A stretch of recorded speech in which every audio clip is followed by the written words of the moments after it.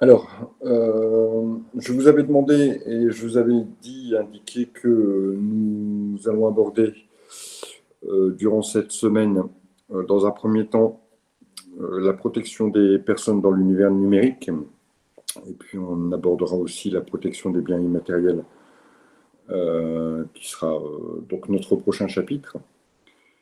Alors, à ce sujet, concernant le chapitre sur la protection, et notamment la protection des données personnelles, je voudrais d'abord vous tenir un petit propos introductif.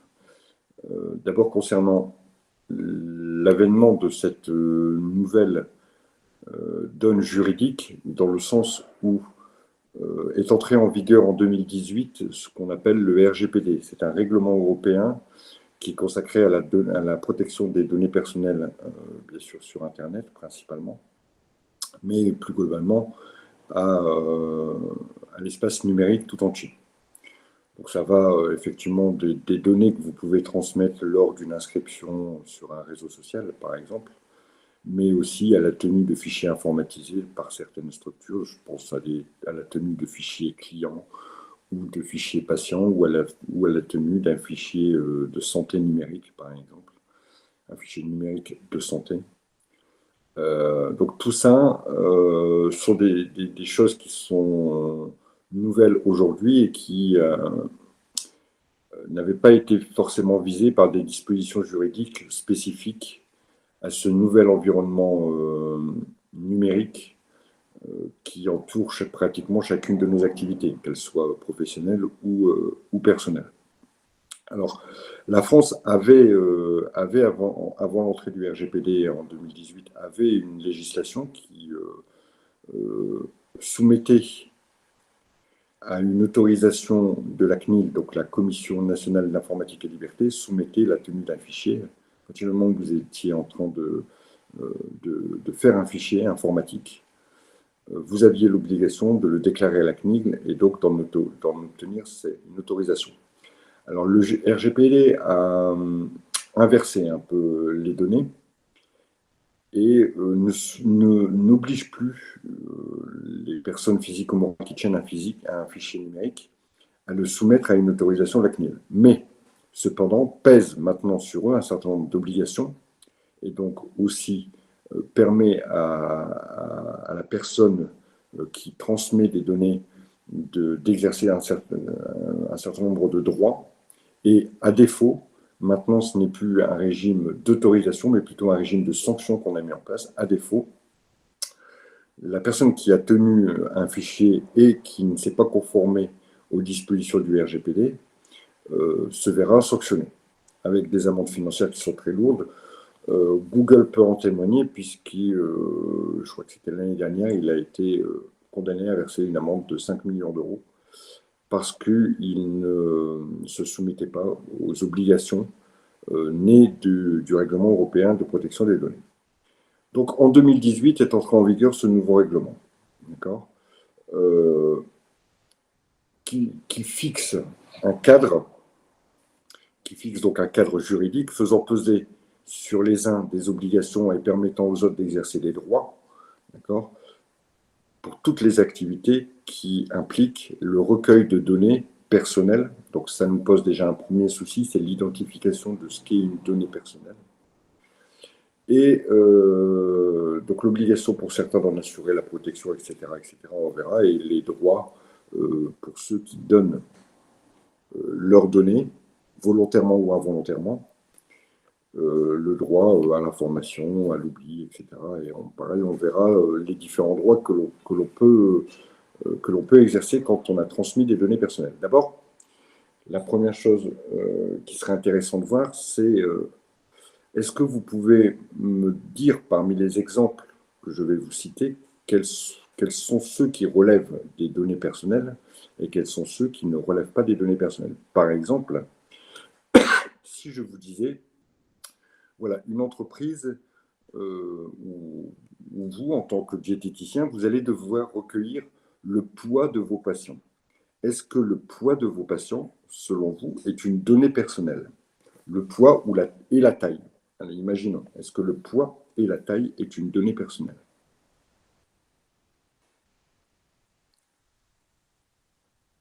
dites-moi.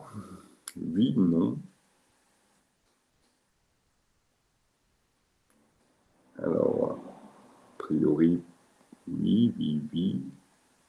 D'accord, on va passer à une autre chose. Est-ce que mon numéro de sécurité sociale est une donnée personnelle?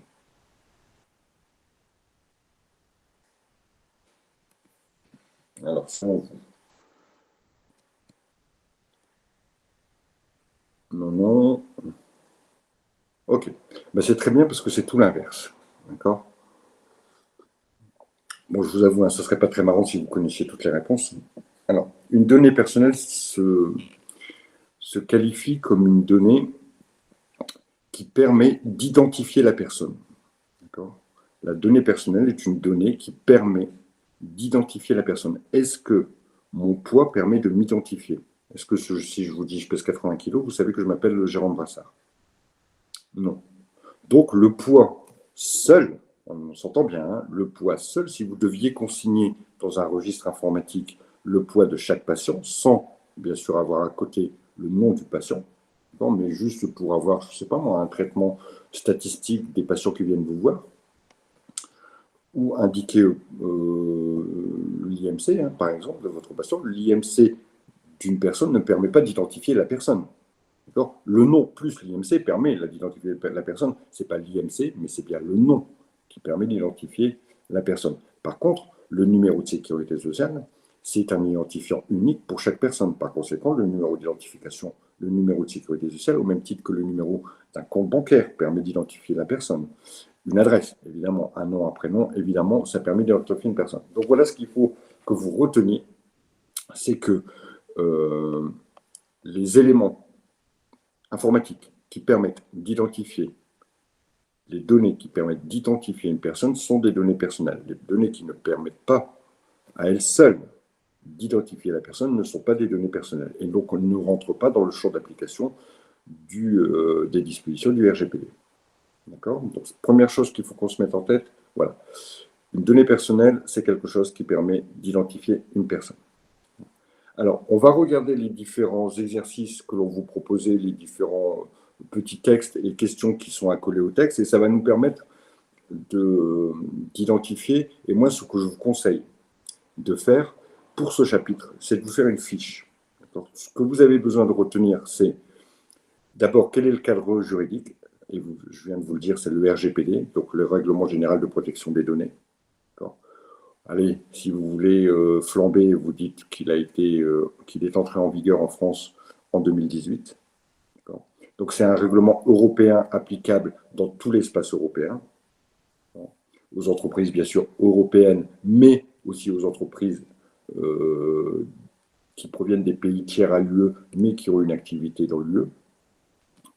Donc l'encadrement juridique, le cadre législatif, c'est le RGPD. D'accord? Date d'entrée en vigueur mai 2018.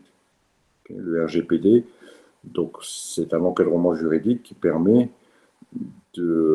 d'appliquer certaines règles à la collecte des données personnelles. Une donnée personnelle, c'est une donnée qui permet d'identifier une personne. Voilà. Vous avez déjà votre cadre. Je vous rappelle que dans la résolution de cas pratiques en droit, vous devez donner le cadre juridique d'abord, les dispositions. On va les voir, ces dispositions. Ensuite, vous devez appliquer les dispositions aux faits et ensuite donner votre conclusion. Ça, c'est la technique résolution de cas pratique en droit. Ça s'appelle un syllogisme. C'est absolument et impérativement, vous devez impérativement utiliser cette méthode quand vous allez résoudre des cas pratiques. Vous aurez toujours des points attribués sur la méthode, même si vous vous êtes planté dans ce que vous avez dit. Même si vous avez mal interprété un texte, si vous avez utilisé la méthode, le droit, les faits, la conclusion, si vous avez utilisé cette méthode en 3 parties, vous aurez au moins une partie des points sur l'application de la méthode. Donc, notre contexte juridique, le RGPD, la date de mise en date d'entrée en vigueur en France, 2018. Ça concerne quoi? Les données personnelles. Ce sont les données qui permettent d'identifier la personne. Le RGPD fait naître des obligations pour celui qui collecte les informations et des droits pour celui qui la donne. Donc d'un côté, les obligations, de l'autre côté, les droits. Voilà comment vous mettez votre fiche. Vous allez lister toutes les obligations, vous allez lister les droits. Les droits, il y en a 6, on va les identifier. Vous apprenez ça, vous êtes calé. Alors, toujours dans l'introduction, avant d'attaquer les cas pratiques, malgré tout, et là c'est plus pour votre culture personnelle, alors peut-être qu'il se peut que vous ayez une question là-dessus, mais malgré tout, ça reste la culture personnelle. Aujourd'hui, donc le RGPD a mis en place ce qu'on appelle la majorité numérique, c'est-à-dire l'âge à partir duquel l'enfant adulte peut, par exemple, accéder à un réseau social sans l'autorisation de ses parents. Donc, cet âge est de 16 ans, c'est-à-dire que vous ne pouvez pas vous inscrire sur un réseau social si vous n'avez pas 16 ans. Je parle de la loi, on verra les faits et la pratique après. Malgré tout, le Parlement européen a dit, voilà, dans chaque État, vous aurez dans chaque État la possibilité de faire varier de cet âge. Nous, on dit c'est 16 ans, mais les États peuvent faire varier cet âge de majorité numérique entre 13 ans et 16 ans. À votre avis, la France a décidé de se conformer à cet âge de 16 ans ou de déroger dans la limite des 13 ans? Et aujourd'hui, quelle est la majorité numérique qui permet à un adolescent de, par exemple, s'inscrire sur un réseau social? À partir de quel âge, normalement, légalement, a-t-il le droit de s'inscrire sur un réseau social? Voilà, je vais mettre... j'ai pas pris mes lunettes. Je vais regarder ça là-dessus. Je vais regarder un petit peu ce que vous me dites.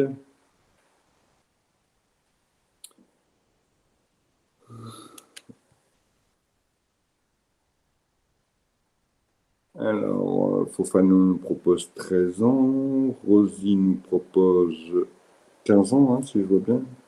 Alexandra nous propose 13 ans. D'accord, Rosie, 15 non, pardon, Fiona nous propose 16 ans, elle. Donc la France a décidé de déroger à l'âge des 16 ans. Et aujourd'hui, en France, l'âge de la majorité numérique a été fixé à 15 ans. D'accord. Donc aujourd'hui, légalement, en France, un adolescent de 14 ans, sans le consentement de ses parents, n'a pas le droit de s'inscrire seul sur un réseau social. La problématique, c'est que comment appliquer cette disposition et comment obliger et faire appliquer cette disposition? C'est très compliqué.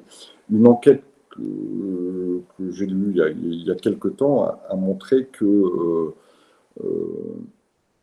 sur 10 jeunes inscrits, je crois que c'était 6 qui avaient moins de 15 ans et qui avaient simplement mis un âge différent ou, alors je ne sais pas ce qu'on demande lors de l'inscription sur un réseau social, mais en tout cas qui avaient falsifié les informations de façon à passer à travers les mailles. Alors, certes, le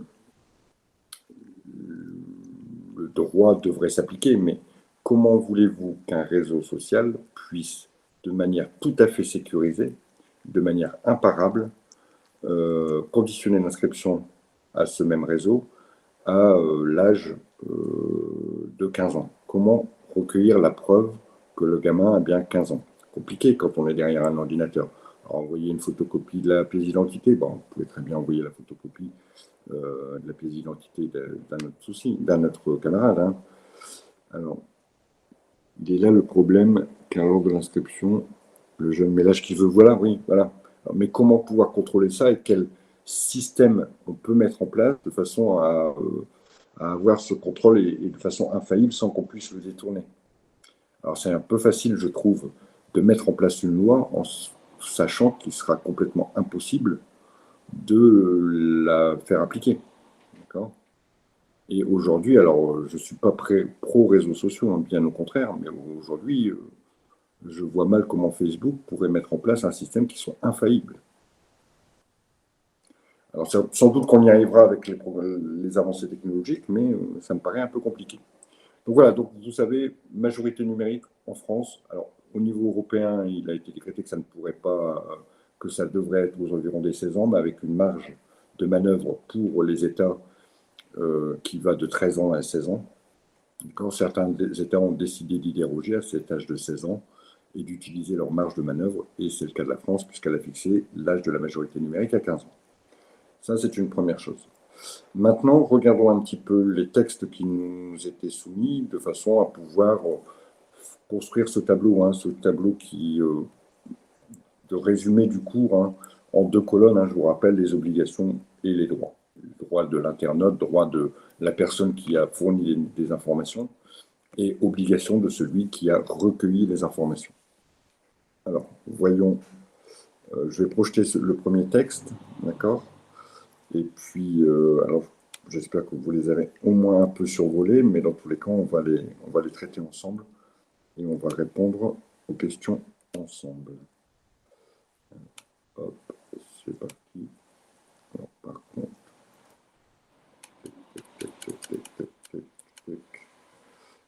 j'agrandis beaucoup parce que je ne sais pas où j'ai mis mes lunettes.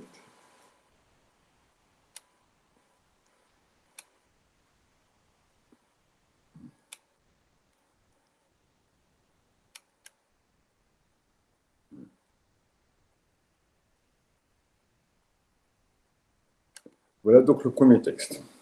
Donc c'est bien sûr, ça vient de Google, donc c'est celui évidemment qui recueille les informations, qui explique un petit peu la politique chez Google et puis les possibilités qu'ont les internautes. Alors on voit ici que, et ça on a tous eu l'expérience, qu'en fonction des données et de la navigation que l'on pouvait avoir, d'un seul coup, alors soit sur le réseau social auquel on est inscrit, ou soit dans sa boîte mail, on recevait bizarrement, vous faites une recherche pour faire un voyage en Espagne à Barcelone, et le lendemain, sur votre boîte mail, vous recevez des publicités concernant des vols en partance de Lille pour Barcelone, ou des publicités d'hôtels de Barcelone, ou de clubs de vacances à Barcelone, etc. etc.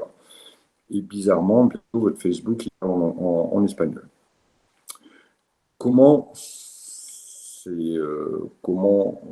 Facebook, Google, enfin voilà, tous les administrateurs de contenu numérique arrivent à cibler les choses, tout simplement parce qu'elles recueillent vos données de navigation et que à partir de vos données de navigation, ils arrivent alors soit à les revendre, on parlera de la revente de données dans un cas suivant, on verra ça après, ou soit parce qu'eux-mêmes proposent à des publicitaires de cibler des personnes qui seraient susceptibles d'être intéressées par les produits que les publicitaires vendent. Alors, tout ça, c'est fait parce que Facebook recueille notamment des informations. On parle de l'adresse IP, on parle des cookies et on parle de la position. Donc, juste sur ces 3 données. Vous savez ce que c'est qu'une adresse IP? Alors, l'adresse IP, c'est l'adresse personnelle de votre ordinateur. Alors, elle est considérée comme une donnée personnelle puisque vous êtes le propriétaire de l'ordinateur et que, obligatoirement, a priori, vous en êtes l'utilisateur. Je dis bien a priori. D'accord ? Mais en tout cas, l'adresse IP permet d'établir que c'est cet ordinateur-là qui s'est connecté à ce site-là. Donc, cet ordinateur-là, en plus, avec la géolocalisation, va permettre éventuellement d'identifier une maison et d'identifier le locataire.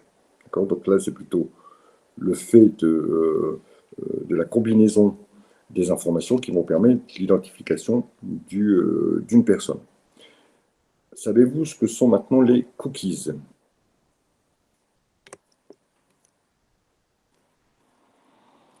Alors, les cookies, ce sont des petits fichiers qui vont conserver toutes vos données de navigation, c'est-à-dire vont conserver les mots-clés que vous avez recherchés, mais quel site vous avez visité, quelle page vous avez visité, combien de temps vous êtes resté sur le site, d'où vous vous êtes connecté, avec quel navigateur, etc., etc. Donc il y a un certain nombre d'informations qui vont être conservées, qui seront donc ensuite analysés et vont permettre justement, effectivement, si à un moment donné Google recueille des cookies démontrant l'intérêt que vous portez pour un pays, une destination, un produit, vont permettre d'affiner les publicités qui vous seront adressées. Donc tout ça, c'est fait. Aujourd'hui, Google se défend en disant, OK, nous, on conserve peut-être vos données, mais vous avez tout à fait la possibilité de gérer vos cookies. C'est-à-dire, vous avez tout à fait la possibilité, via des paramètres de votre ordinateur, de dire les cookies ne seront jamais transmis lors de ma navigation. Donc Google vous explique que voilà, vous pouvez personnaliser votre navigateur ou les paramètres de votre ordinateur en disant que vous ne transmettrez pas les cookies.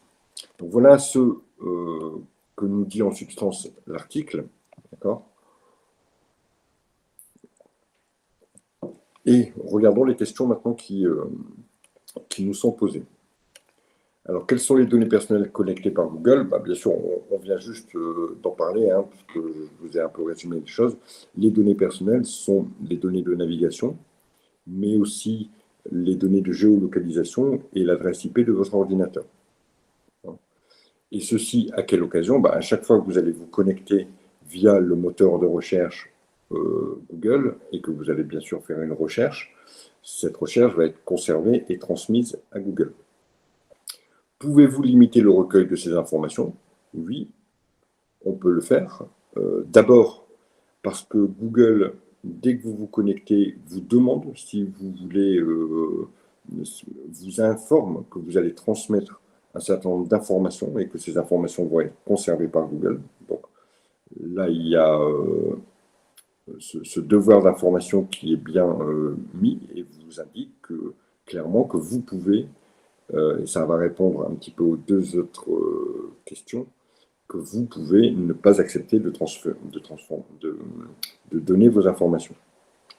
Ça se fait dans la gestion des cookies, qui sont ces petits fichiers qui conservent toutes les données de navigation.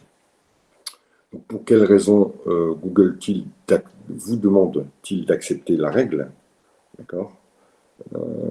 Tout simplement parce que c'est une obligation.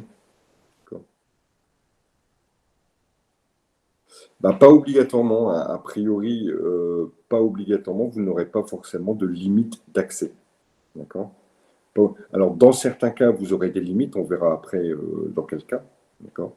Dans le cas où la donnée que vous refusez de transmettre est nécessaire au traitement, et si vous demandez, par exemple, j'en sais rien, on va imaginer que j'ai un site où je vous demande tous vos revenus pour pouvoir établir l'impôt que vous allez payer, d'accord, un impôt prévisionnel, mais que vous refusez de me transmettre si vous êtes marié, quelle profession vous faites, etc. etc. Évidemment, je ne peux pas vous dire quel impôt vous payez parce que vous refusez de me donner les données qui sont nécessaires au traitement que vous me demandez.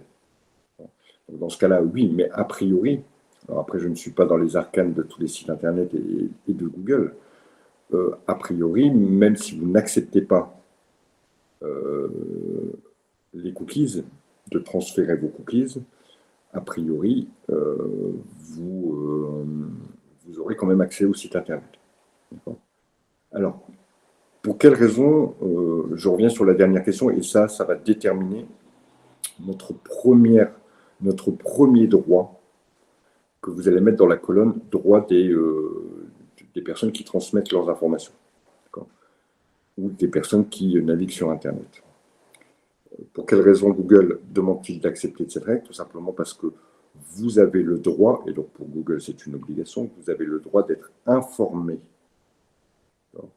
Vous avez le droit d'être informé sur les données que vous transmettez et l'utilisation des données qui vont être transmises. Et en sus, vous en donnez l'autorisation quand il y a un traitement de revente. Mais ça, on le verra après. Mais donc, ici, vous devez consentir à ce que vos données soient collectées par le site Internet, et ici, notamment par Google. Et donc, vous devez être informé. C'est pour ça que depuis, d'ailleurs, 2018, à chaque fois que vous allez sur un site Internet, d'accord, on vous demande d'accepter les conditions de cookies, de recueil de cookies et tout le tralala. Alors malheureusement, aujourd'hui, je dirais le côté un peu négatif de ce système, c'est qu'on accepte sans même lire, sans même savoir ce qu'on fait. D'accord ? Parce qu'on veut accéder au site assez rapidement et qu'on n'a pas le temps de lire toute la politique de recueil des données numériques mises en place par le site. Est-ce que les données que je vais transmettre vont être revendues? On n'en sait rien et peut-être que vous avez mis OK, et ce qui veut dire que vous avez donc accepté. Donc voilà, donc Google vous demande d'accepter ces règles tout simplement parce que pour lui c'est une obligation et pour le consommateur, pour l'internaute, on va dire que c'est un droit, un droit à être informé, que ces informations vont être recueillies et que Google va en faire un certain traitement. Alors regardons maintenant l'exercice 2. Ici, on nous dit, et on va pouvoir rebondir sur ce que vous avez dit tout à l'heure, je crois que c'était peut-être Rosie quant à la revente des données. On vous dit qu'une personne vous indique qu'elle a repris une entreprise qui confectionne des vêtements sur mesure, que au surcroît, ces vêtements s'adressent ces costumes s'adressent à des hommes politiques ou à des chefs d'entreprise de la région, et qu'il entend moderniser un peu le traitement informatique et rationaliser la procédure de gestion du fichier client. Pour cela, il va notamment recueillir le poids, la taille, la longueur des bras, des jambes et le tour de taille, etc. Alors, comme je vous le disais tout à l'heure et comme j'en ai fait un petit peu le petit test, d'accord, c'est que ces données-là, seules, ne sont pas des données personnelles. Par contre, je vois mal l'intérêt que pourrait avoir ce monsieur à conserver une taille 1,80 m pour un poids de 80 kg avec des bras de, j'en sais rien, 91 cm, un tour de taille de 90 cm. Si ce n'est pas à qui appartiennent ces données, aucun intérêt. Donc, obligatoirement, on peut en déduire que les données vont être associées à un nom. À partir de là, elles deviennent des données personnelles. Donc, effectivement, ce sont des données personnelles dans le sens où elles vont être associées au nom de la personne dont appartiennent évidemment ces mensurations. Alors, ici, a priori, notre cher Nicolas entend vendre son fichier client à un couturier londonien et on nous interroge donc sur ce point.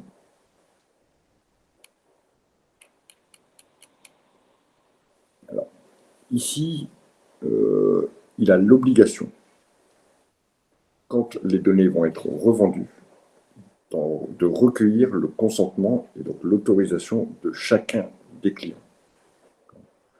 Donc, avant même de pouvoir céder ces données à son compère londonien, il devra recueillir donc l'autorisation de revente. Alors ça a été mis en place suite à un scandale Facebook il y a 4 ans, au moment de l'élection présidentielle américaine, la précédente, un peu celle qui a vu arriver Joe Biden au pouvoir en novembre 2020, mais celle qui a vu arriver Donald Trump au pouvoir donc en novembre 2016, où une société anglaise avait racheté des données personnelles de personnes, d'utilisateurs Facebook, et avait, par un traitement, fabriqué une liste d'utilisateurs qui, par leur navigation, montraient qu'ils auraient plutôt tendance à voter Trump. Et avait donc revendu ensuite, ou avait fait une campagne de pub Facebook, ou adresser des mails à chacun de ses utilisateurs Facebook, d'accord, en leur disant, voilà, il faut voter Trump, etc., etc. C'est vos valeurs, mais tout ça, bien sûr, sans aucun recueillement du consentement des utilisateurs. Alors, ça avait fait un peu jaser. Mark Zuckerberg, patron de Facebook, avait été convoqué devant le Sénat américain, devant aussi la Commission européenne. Bon, ça n'a pas été très loin, d'accord, mais ça a mis du grain au moulin de ce fameux règlement européen de protection des données, et ce qui a permis finalement une naissance de ce nouveau droit de la protection de la personne. Alors, ensuite, un propriétaire d'hôtel,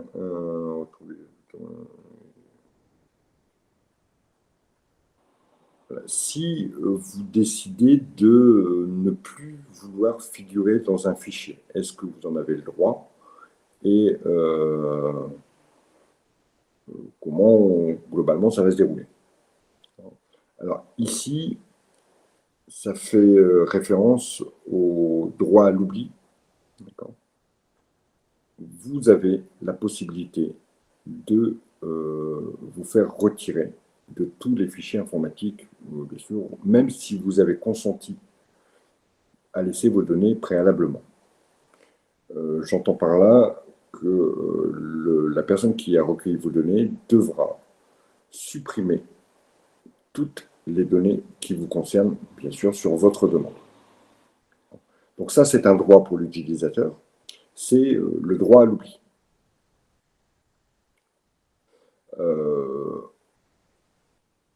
RGPD, c'est quoi RGPD? Vous voulez connaître la signification de RGPD?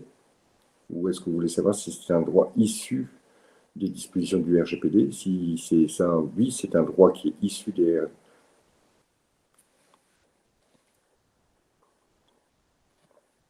Vous avez le droit de parler, hein? Je n'ose pas, je suis timide. Oh. Non, je plaisante. Non, je voulais savoir si effectivement c'était un droit issu du RGPD, puisque dans la mesure où il ne souhaite plus être sur des données informatiques, il envoie un simple message et il est retiré de toutes les données informatiques, c'est ça? Voilà, exactement.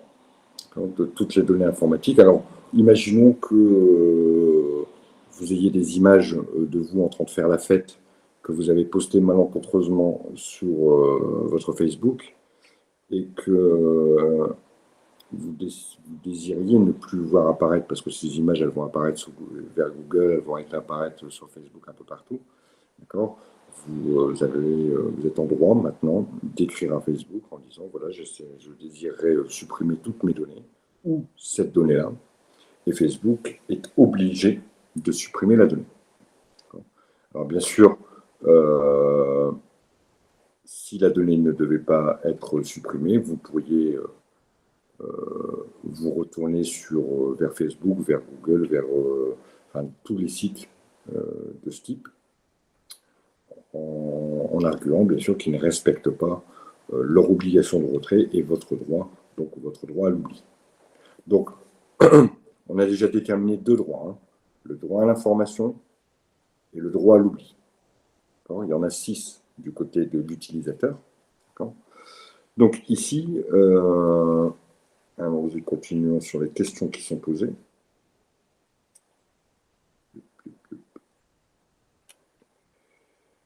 Donc, faire figurer genre de tout de suite, on n'a pas confiance. Bon, peu importe, on ne va pas trop traiter la dernière question. Comment peut-il vérifier? Alors, tout simplement en interrogeant la personne, en demandant si elle a bien supprimé ses données. Si elle ne l'a pas fait, il peut toujours engager une action en justice. Alors là, sur l'exercice 3, on traite peut-être un autre aspect, enfin, quoique ça relève aussi du droit à l'information, mais ça relève aussi de l'obligation de la preuve loyale. C'est un monsieur qui s'aperçoit qu'il y a des vols dans son magasin et qui décide d'installer des caméras qui vont surveiller les employés. Simplement, ce monsieur, il a oublié d'en informer les employés. De plus, l'accès aux images n'est pas protégé. C'est-à-dire que tout le monde peut rentrer dans le bureau de la sécurité et peut éventuellement visionner les images qui ont été certainement conservées. Donc, la question, voilà, quels sont les problèmes qui se posent? Première problématique, défaut d'information des salariés. Puisque votre image, c'est une donnée personnelle, votre tête, elle vous appartient, d'accord? Et obligatoirement, elle permet de vous identifier, votre tête, l'image de votre tête. Ici, si vous êtes filmé, c'est bien quelqu'un qui capte une donnée personnelle, et donc il va la conserver, d'accord? Donc, il doit répondre aux dispositions du RGPD pour vous informer. Donc ici, normalement, le directeur de ce magasin aurait dû informer ses salariés, puisque c'est le recueil d'une donnée personnelle, et donc que ça tombe sous le coup des dispositions du RGPD, donc il aurait dû informer ses salariés, puisque c'est un droit pour les salariés, pour l'ensemble des personnes, d'être informés quand il y a un recueil de données personnelles. Ça, c'est la première chose. Deuxième chose, imaginons que grâce à ça, ils puissent déterminer qu'une personne a piqué dans la caisse. D'accord ? Un principe en droit, c'est que la preuve doit être loyale. Et recueillir une preuve à l'insu d'une personne, que ce soit, alors, sauf dans certains domaines, d'accord ? Je pense notamment de preuves devant la cour d'assises en matière de crime, etc. Là, c'est différent.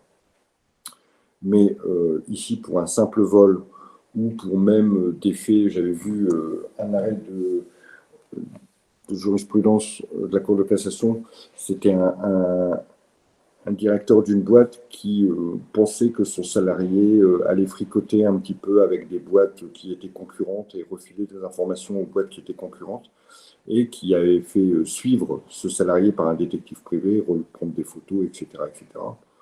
Bah, toutes les preuves qui ont pu être issues de cette filature ont été rejetées par le tribunal puisqu'elles ne sont pas recevables, puisqu'elles ont été recueillies de façon déloyale. Au même titre que l'enregistrement d'une conversation alors que la personne n'est pas prévenue, c'est une preuve que vous ne pourriez pas utiliser. On voit souvent dans les films, les mauvais films, qu'un mec met en route l'enregistreur de son portable pour capter une conversation qu'il a avec une autre personne. Ça, devant un tribunal, ça ne pourra. Alors bien sûr, ça va toujours aller en votre faveur, d'accord ? Mais ça ne peut, mais voilà, ça ne pourra pas servir de preuve puisque c'est une preuve déloyale.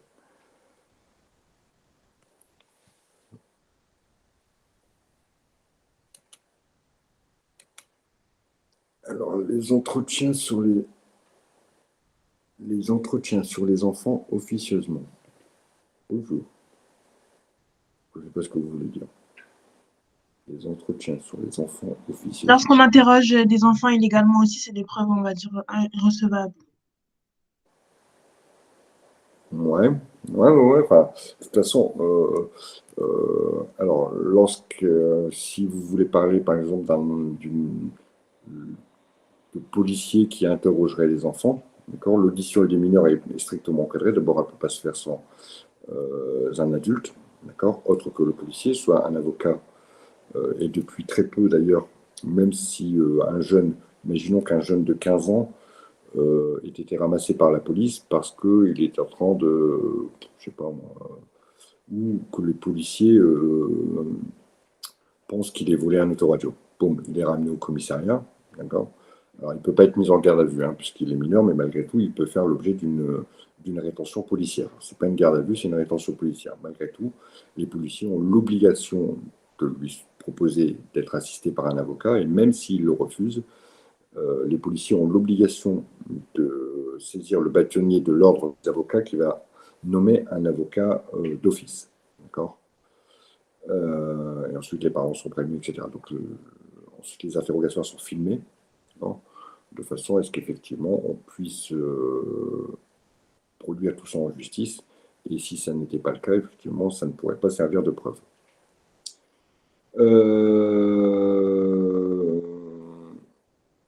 Alors, je pense notamment à ça aussi, puisque la fois dernière, j'ai un ami qui me montrait sa super caméra qu'il avait mis dans sa sonnette, d'accord ? Et il me dit, bah tiens, la fois dernière, j'ai vu qu'il y avait un mec qui était venu rôder près de chez moi. Et donc, je lui ai expliqué que même si sa caméra filmait un mec qui était en train de chaparder sa maison, la caméra c'est une caméra de porte, donc elle est dirigée vers l'extérieur de la rue. D'accord ? On est dirigé sur un domaine public, et même s'il filmait quelqu'un, il ne pourrait pas s'en servir de preuve. On voit souvent ça, des caméras de sonnette qui sont dirigées vers la rue, c'est limite légal. D'accord ? En tout cas, on ne pourrait pas servir de grand-chose. Ça ne pourrait pas servir à grand-chose. Parce que vous le savez, quand vous rentrez dans un magasin, vous voyez souvent un petit écriteau en indiquant que vous êtes filmé. pour répondre justement à cette obligation d'information. Voilà sur ça. Donc, alors, autre chose que l'on peut déterminer à travers ce cas, c'est l'obligation qui est faite à celui qui recueille des informations. Alors, imaginons que ce soit ici, dans un cadre légal, l'obligation pour celui qui recueille l'information d'en assurer la sécurité. Et ça, c'est une obligation importante. C'est-à-dire que toute entreprise qui recueille des informations et donc qui a des fichiers, et ça, tous les entreprises en ont, rien qu'un fichier client. Et je prenais l'exemple en ce qui vous concerne. Par exemple, demain, vous allez exercer le métier de diététicien ou diététicienne. Obligatoirement, vous allez garder des informations concernant vos différents patients. Imaginons que vous receviez un patient, que vous lui prescriviez un régime alimentaire particulier, on est dans le cadre d'une volonté de perte de poids, vous allez prendre le nom de votre patient, son numéro de téléphone, voilà, un certain nombre d'informations relatives à son identité, auxquelles vous allez associer son poids au jour d'aujourd'hui, puis dans une semaine, il reviendra vous voir, à côté, vous allez mettre le régime, donc voilà, vous allez fabriquer un certain nombre d'informations. Imaginons que vous soyez une diététicienne super moderne et que vous utilisiez en plus des logiciels qui vous permettent de conserver les informations et de pouvoir ressortir les informations en ayant à chaque rendez-vous un nouveau poids, des courbes de poids, enfin voilà, quelque chose de très bien fait. Ben, vous devez assurer la sécurité de ces données. Et donc, vous devez apporter la preuve que vous avez mis tous les systèmes possibles en place, même si c'est une obligation de moyens et non pas une obligation de résultat, d'accord ? Que vous avez mis tout en place de façon à ce qu'on ne vous pique pas ces données. Et que si un jour ça arrivait, si un jour vos données étaient piratées, il va falloir prouver que vous avez mis en place tous les systèmes possibles et que, comme tout système informatique, ça c'est malheureusement déjouable et que vous êtes fait piquer les données, bien que vous ayez mis en place un système assez performant de protection. Et ici, ce n'est pas le cas, puisque l'accès n'est même pas protégé par un mot de passe. Donc, on n'a même pas le minimum de sécurité. Et ici, ce monsieur est vraiment, n'a vraiment rien compris donc, à l'application du RGPD. Donc, nouveau truc que vous pouvez me mettre dans la colonne obligation d'assurer la sécurité des données qui sont recueillies. Je vais vous en rajouter une suivante. Obligation de prévenir les personnes concernées en cas de vol ou de piratage informatique. Donc, imaginons toujours notre diététicienne, elle a un ordinateur classique, donc l'ordinateur concerne un certain... elle a saisi sur cet ordinateur un certain nombre de données qui concernent tous ses patients. Elle met son alarme, l'ordinateur est protégé par un mot de passe, pas de souci. Elle a une alarme au cabinet, pas de souci. Donc on voit qu'il y a quand même un minimum de sécurité qui a été mise en place. D'accord ? Elle ferme son cabinet, le lendemain elle arrive, le cabinet a été fracturé, l'ordinateur a disparu. D'accord ? Vous avez l'obligation d'appeler tous les patients. Alors, bon courage, parce qu'il va falloir retrouver leur téléphone, etc., mais c'est une obligation. Après, à vous de vous débrouiller. D'accord ? Vous allez avoir l'obligation, alors bien souvent vous aurez des sauvegardes, donc vous pourrez récupérer vos données, mais malgré tout, vos données elles auront été volées.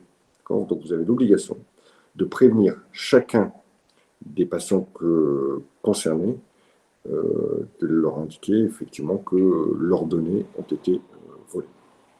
Alors que c'est peut-être pas forcément ça qui a intéressé les voleurs, mais malgré tout, vous devez prévenir vos patients.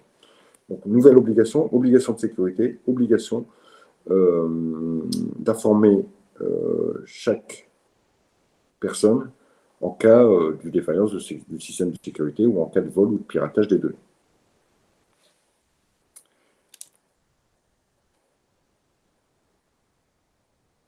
Alors, voyons ici ce qui se passe. Depuis plusieurs mois, les salariés du resto sont victimes de diverses agressions. La semaine dernière, 5 personnes ont agressé un salarié, volé la caisse et endommagé gravement du matériel. Plusieurs caméras ont été cachées, dont l'une suit tous les mouvements se déroulant près de la caisse. Paul Gasoline, le gérant, a constaté que les agressions se déroulaient toujours lors d'une rentrée d'argent importante. Il aimerait bien obtenir des informations sur son personnel. À cette fin, il envisage de modifier la base de données relative au personnel afin d'inclure des informations sur leur entourage et leur passé. De plus, il a embauché récemment Pascal, qui a une attitude très vindicative et déploie une activité syndicale, blablabla. Il envisage de consulter la boîte mail lorsque l'occasion se présentera pour éviter de recruter ce type. Paul envisage de renseigner sur les activités politiques et syndicales de ses futurs salariés. Waouh, on a plein de choses. D'abord, on revient un petit peu sur la problématique des caméras cachées, d'accord, et de la preuve déloyale. Donc ici, si une vidéo montre une caissière, pourra-t-il l'utiliser pour prouver que la personne a commis un vol? Non, on a déjà répondu à cette question. C'est un procédé de preuve déloyale et ça ne peut pas fonctionner devant un tribunal. Ça, c'est la première chose. Ensuite, Paul est-il en droit de recueillir des informations qu'il souhaite sur le personnel et les candidats? Donc, je vous rappelle qu'il veut recueillir des informations concernant leur entourage, leur fréquentation, etc., etc. Leur passé, tout le tralala. Donc, ici, on a la question sur quelles informations j'ai le droit de recueillir et quelles informations j'ai le droit de conserver.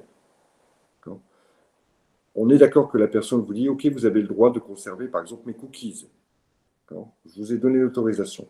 Ou vous m'avez informé que vous allez recueillir ces informations. Très bien.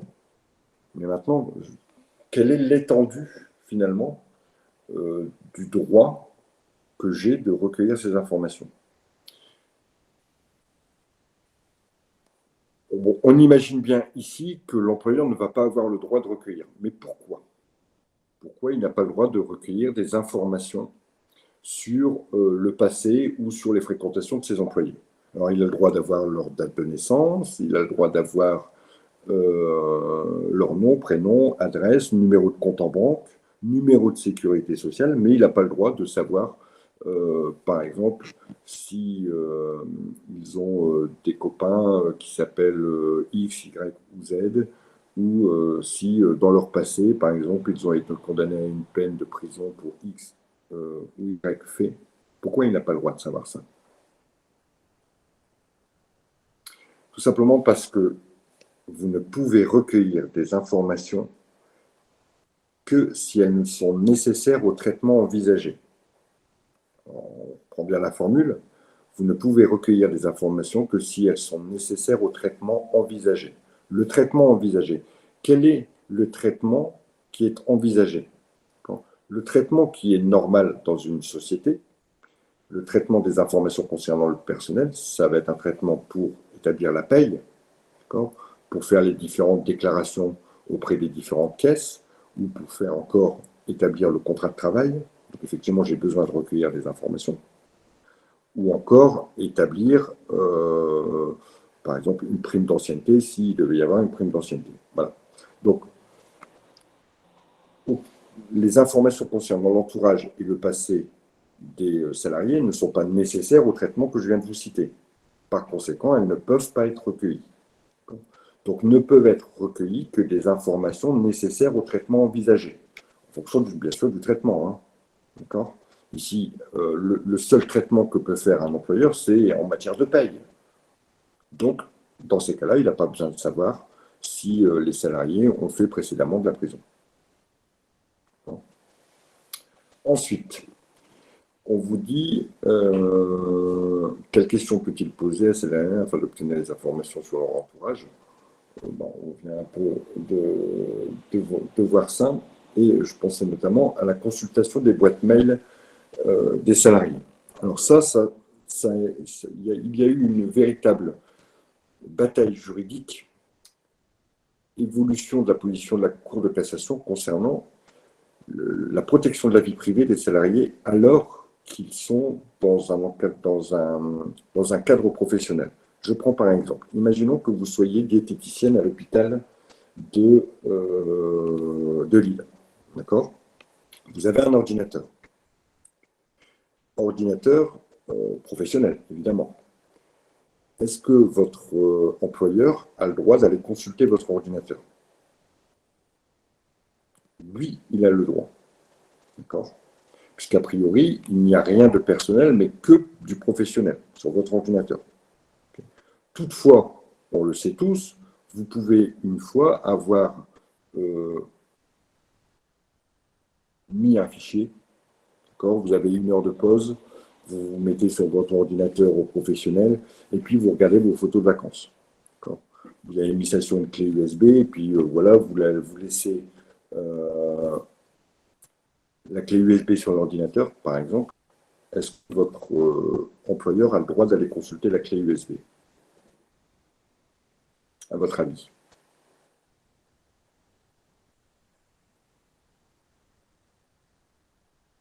Alors, dans l'état des faits que je viens vous donner, je vais vous répondre oui, il a le droit.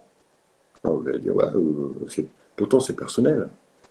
Qu'est-ce qui vous dit que c'est personnel? D'accord? À moins que sur la clé, il soit indiqué clé personnelle, clé avec des données personnelles, clé personnelle de Mademoiselle Tartampion, à moins que sur votre clé USB, vous avez créé un dossier personnel, personnel privé, que vous ayez identifié un dossier comme personnel, à partir de là, il n'aura pas le droit de l'ouvrir sans votre présence. Il aura le droit de l'ouvrir avec votre présence. Donc, sans votre présence, il n'aura pas le droit de l'ouvrir. L'employeur n'a pas le droit de l'ouvrir. Simplement sur le principe du respect de la vie privée. Au même titre que les boîtes mail. Si sur votre ordinateur, vous avez connecté votre boîte mail personnelle, l'employeur n'aura pas le droit de la consulter. Par contre, si c'est une boîte mail avec une adresse professionnelle, par contre, à ce moment-là, l'employeur aura le droit de consulter votre boîte mail. Donc, il faut vraiment des éléments d'identification d'un dossier, d'une boîte mail, d'espace de navigation, enfin, je ne sais pas. Il faut, à partir du moment où il y aura eu une identification comme quoi ces données-là sont des données privées, à partir de là, l'employeur n'aura pas le droit de les consulter seul. Par contre, il aura le droit de les consulter avec vous, parce que ça reste un ordinateur professionnel. Est-ce que c'est clair, ça? C'est clair pour tout le monde?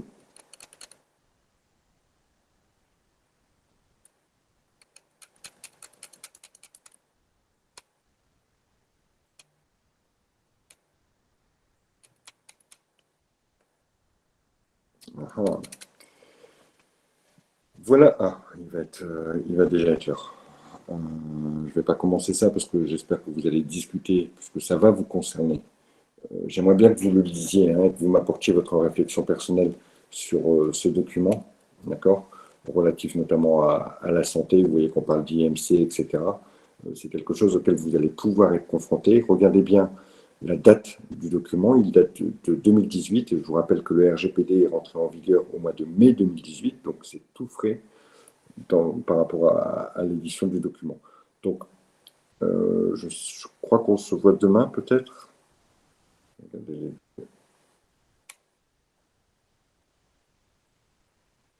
nous restera ça et puis on fera la synthèse de ça. Je vous demande vraiment de regarder ce dernier document pour qu'on puisse en discuter, que vous puissiez participer. Participer à la réflexion par rapport à ça, parce que je pense que c'est quelque chose qui sera intéressant d'étudier, notamment par rapport à votre pratique professionnelle que vous aurez d'ici 1 ou 2 ans. Ça marche pour tout le monde? Y a-t-il des questions?